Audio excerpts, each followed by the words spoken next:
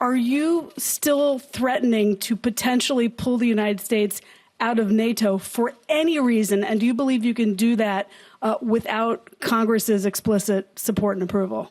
I think I probably can, but that's unnecessary. And the people have stepped up today like they've never stepped up before. And remember the word, $33 billion more they're paying. And you'll hear that from the Secretary General in a little while. He thanked me, actually. He actually thanked me. And everybody in the room thanked me. There's a great collegial spirit in that room that I don't think they've had in many years.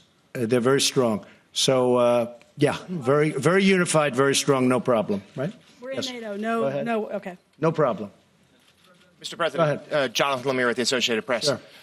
You have said previously you wanted the countries to step up their spending to 2%. Yesterday, the suggestion it might be 4% or perhaps 2% at a much quicker timetable. Yeah. Can you clarify what did they commit to doing? Yeah. Is that satisfactory to you? So what they're doing is spending at a much faster clip. They're going up to the 2% level. Now, you have to understand, some of them have parliaments. They have their own Congresses. They have a lot of things they have to go to. So, you know, they're here as a prime minister, as a president, and they can't necessarily go in and say, this is what we're going to do. But they're going back for approvals.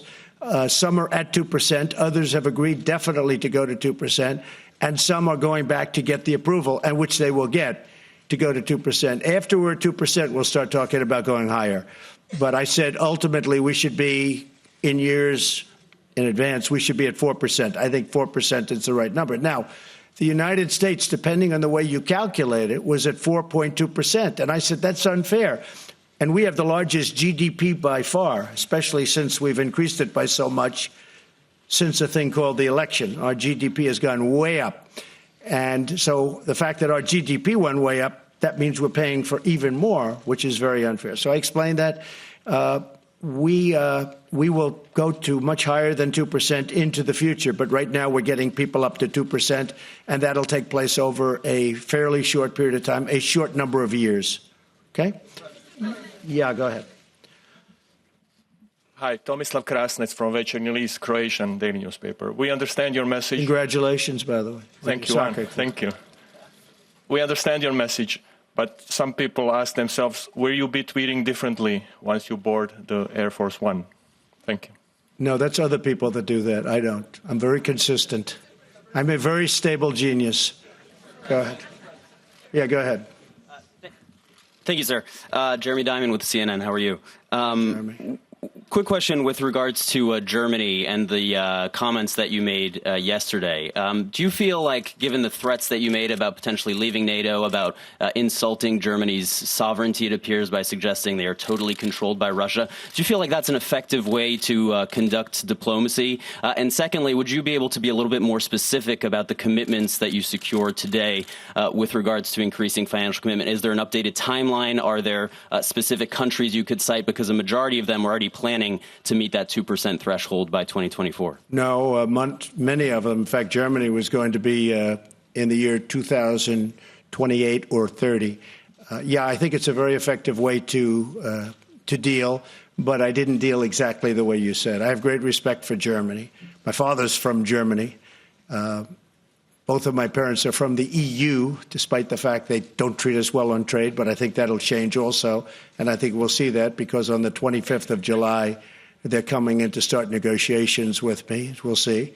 And if they don't negotiate in good faith, we'll do something having to do with all of the millions of cars that are coming into our country and being taxed at a virtually zero level, at a very low level. But, Jeremy, I think it's been a very effective way of negotiating. But I'm not negotiating. I just want fairness for the United States. We're paying for far too much of NATO. NATO is very important.